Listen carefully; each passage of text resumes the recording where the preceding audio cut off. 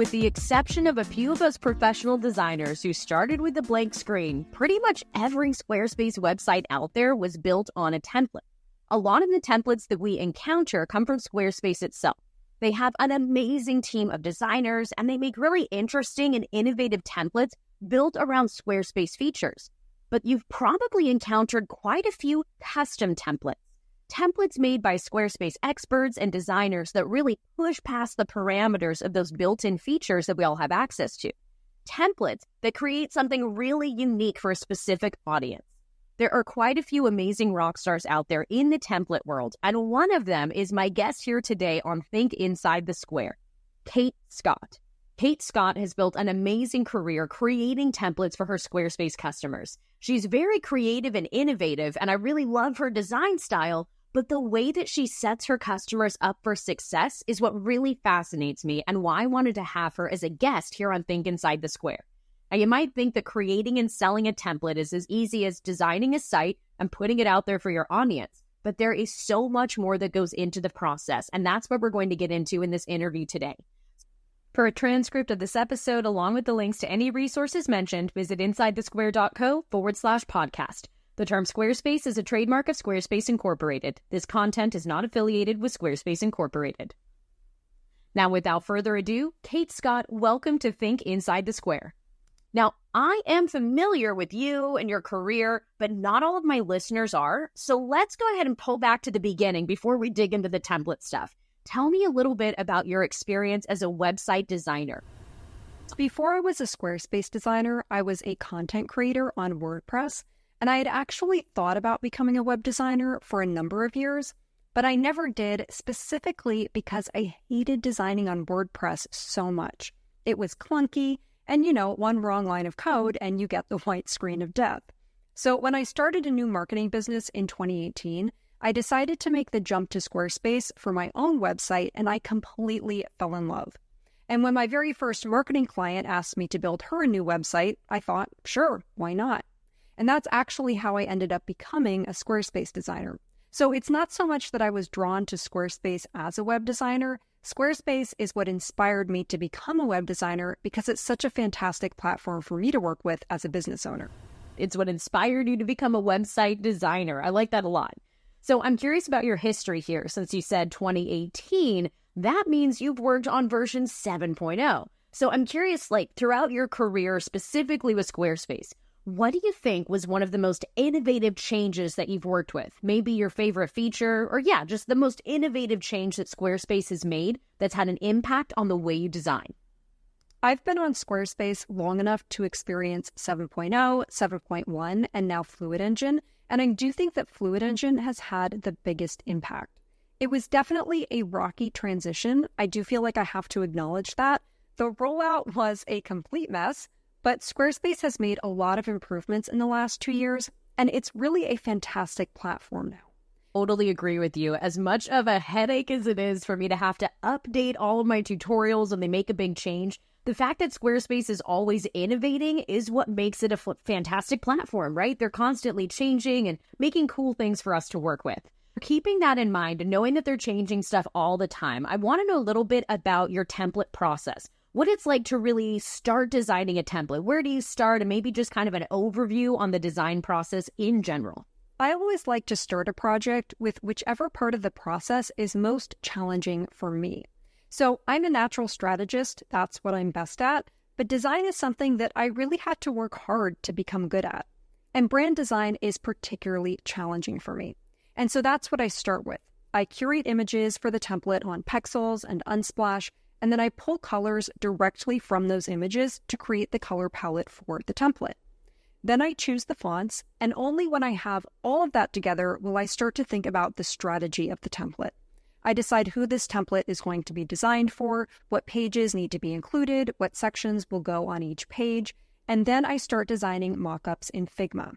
And once the mockups are done, I'll hand those off to my senior designer, Rochelle, who will build them out in Squarespace. And of course, I used to do that part myself before I had a team. And then I'll do a final run through before launching the template just to make sure that everything is perfect. Now, again, this is my process, which is based on my strengths and weaknesses as a designer. So if design comes naturally to you, but you struggle with the strategy part, then you may want to start with that and do things in a different order than I do. I love that you said who this template is going to be designed for, because I really want to get into the concept of how you figure out the niche or the perfect audience that you're creating your content for. But before we do that, you talked about using Figma, and then you talked about the mockups and adding them to Squarespace. Now, I understand you do have more people on your team, but you used to be a solopreneur just like me. Now, I myself am in the process of trying to find and hire people to help me run things here inside the Square, but I know a lot of my listeners are still doing this on their own. So I'm assuming you've had a lot of tools to help you. Give me a quick rundown on the software that you can't live without when it comes to your template creation process.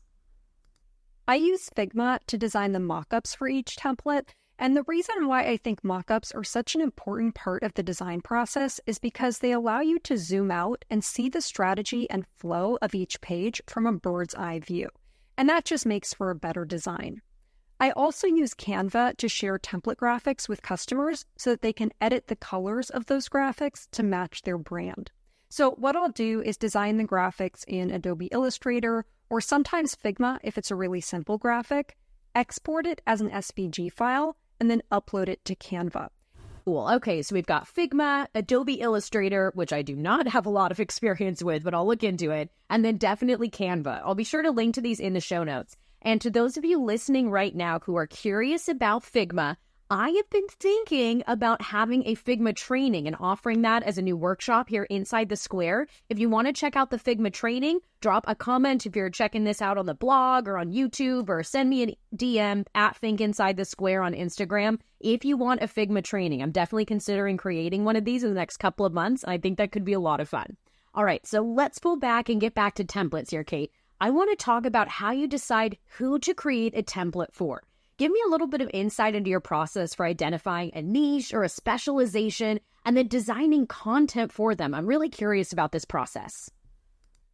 I like that you said niche or specialization because yes, it is important, but targeting a specific niche or industry is just one way to narrow down your audience.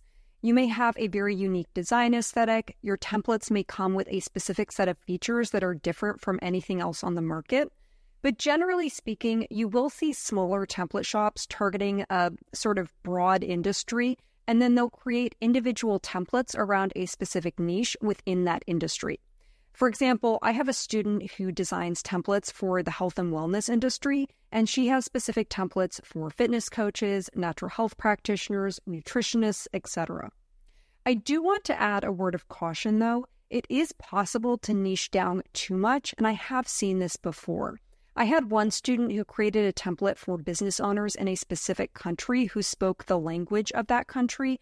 And when I looked at the data, there just weren't enough Squarespace customers in that country to make reliable sales. So it's important to strike a balance when niching down. But obviously, you want it to be usable for a wide variety of businesses. And the key to that is to make sure that you include things that lots of different businesses would need. So for example, I designed my Sparhawk template for photographers, but it has all of the pages that you would need if you were pretty much any type of service provider. It also has a shop for people who sell digital or physical products. It has a sales page for course creators. So I cast a broad net when deciding which pages to include in that template so that it would satisfy the needs of many different industries. And it's been used by people in just about every industry you can imagine.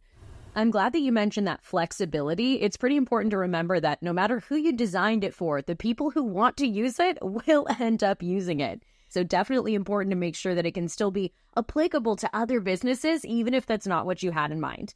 Now, you did give us a word of caution where some people might niche down a little bit too much. And I'm curious if there's any other glaring or common mistake that you see designers make when they're getting started with their own template store. Fill me in on that. I think one of the biggest mistakes designers make is focusing so much on the design of the template that they neglect the customer service and customer relationship that comes after you make the sale. And I think part of the reason designers neglect that is because they're a little afraid of it. One of the most common concerns I hear from designers who are thinking about starting a template shop is how much time they're going to have to spend on customer support. And the truth is that you won't have to spend very much time on it at all if you come up with a plan for how to manage support and manage that relationship before you launch the template. So it kind of becomes a self-fulfilling prophecy. The more worried about it you are, the more you'll avoid it, and then it will become more of a problem than it really needs to be. So take the time to think that through and come up with a plan. What educational resources will you provide to customers? What will your support policies be? How will you communicate with customers after the sale, and can you automate that? Those are all important things to think about. So in addition to being a template designer, you also need to be a customer service rep, two very important roles that you'll need to fulfill when you create your own template shop. Is there any other specific area that you think people would really benefit from focusing on when they're ready to start selling templates? Nobody wants to hear this, but marketing. Marketing is incredibly important, and not just for selling templates, but for selling basically anything online, including services. So I know that's probably not the answer that people want to hear, but it's the truth, and that's just the nature of running a business. That is so true, Kate. Marketing is such an important part of running literally any business. It's something I struggle with here inside the Square, if I'm being totally honest. I've got to really step up my marketing game, and maybe that's one of the first roles that I'll hire for. Who knows? But anyway, marketing is so important, and part of marketing isn't just the strategy of selling, but also pricing. So give me a quick rundown here. Let me know about how you decide how to price a template. I did some research before we started recording, and it looks like template pricing is just all over the place. So give me the insider scoop. How do you decide what to charge for a template that you've designed? So when I first launched my Scale with Templates course, I made a list of all the factors that go into determining the price of a template, and I used them to create a quiz so that my students would be able to plug in all of the unique features of their templates and get a solid pricing recommendation. But no matter how much I tweaked that quiz, it never came out with a price that I would actually recommend. Pricing is as much an art as it is a science, and it's a surprisingly complicated science. You have to consider the number of pages included, the delivery method, the niche you're targeting, how good the design is, which is very subjective, what kind of support is included, and so much more. Now, if you want some general guidance on what kind of pricing the market will support, we do have data on that thanks to Omari over at SQSP Themes. He conducted a huge survey last year to create the first ever Squarespace template industry report. And that report showed that templates priced between $100 and $500 make up the overwhelming majority of the market. Now, that's a good general guideline. That said, my highest priced template was just under $1,000, and I have students who sell templates for anywhere from $97 all the way up to over $1,500. So that answer is probably not as clear as people would like, but that's why I give personalized pricing advice to students in my course, because truthfully, it is kind of complicated. It is complicated, and I'm so glad that you mentioned that study. I didn't know about the template industry report that Omari created. That is awesome. I will track down a link to that and put it in the show notes for sure. You can find those show notes at insidethesquare.co/podcast. This is episode 61, so that'll be insidethesquare.co/podcast/61. Now, you just talked about your template course, which I know you're going to be releasing to the world again here pretty soon, and I'm sure a lot of people listening here are very curious about it. I'll include some information in the show notes. But as a successful template designer, I'm curious, why did you decide to create a course about selling Squarespace templates? One day I was checking my email and saw that another Squarespace designer had booked a strategy session with me. And in the intake form, she basically said, I don't know if you would be willing to do this, but I have questions about how to run a template shop. Can you help me? And before she came to me, she had asked another template seller the same thing, and that person had said no to her request for one reason or another. And I thought, why not? I'm not into gatekeeping or industry secrets or whatever. So that got me thinking, I wonder if other people want to do this but need help. I sure could have used some help when I first started out. And so I decided to create the course. And at the time that I made that decision, there were no other courses on this topic and almost no information online at all. So I just went for it. I just went for it. I think that is the motto of every successful entrepreneur I know, whether they're aware of it or not, Kate. I just went for it. It's awesome. All right. So I have a lot of people in my audience who I know are curious about templates. So I'm going to ask on behalf of my audience who's eager to learn from you, where can we learn how to build a successful Squarespace template shop? You can go to my website, katescott.co, and I will be hosting a live masterclass on how to build a successful Squarespace template shop on October 7th at 12 p.m. Eastern Time. It's going to be a fun event. I'm going to give you a high-level overview of the strategy involved in building a template shop, but also practical, actionable tips that you can implement right away. You can sign up at katescott.co/live-masterclass. Again, that's katescott.co/live-masterclass. And if you're listening to this after October 7th, you can still visit that URL. It will redirect you to a page where you can sign up for the replay. Fantastic. Thank you so much, Kate. And for everyone listening, I will link to that masterclass in the show notes. And if you're listening to this after October 7th, that link will redirect to the replay, so you're still good to go. Kate, thank you so much for being a guest here on Think Inside the Square. It was an honor to host you on this podcast. And to all of my dear listeners, thank you for tuning into this episode. It was definitely a specialty episode about a different business model that you might not be aware of. In the world of Squarespace, there are so many different types of businesses that support our community. Kate here is working on creating templates for her clients and now teaching other designers how to build a successful template-based business the way that she did.